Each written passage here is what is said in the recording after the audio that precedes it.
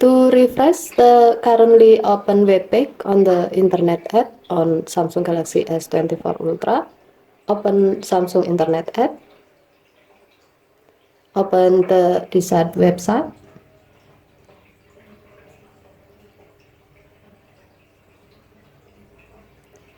to refresh the currently open web page, there are two ways that you can use. First, by tapping the refresh icon on the right side of the address bar. Second, by pulling down the screen.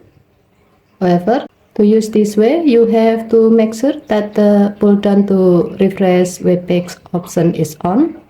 To do so, tap the three horizontal line icon at the bottom right. Tap Setting. Tap Web Page View and Scrolling. And then make sure that the pull down to refresh web page option is on.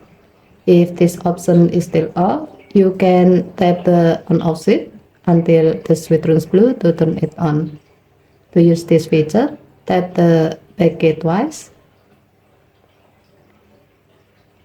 Now you can refresh the currently open web page by pulling down the screen like this.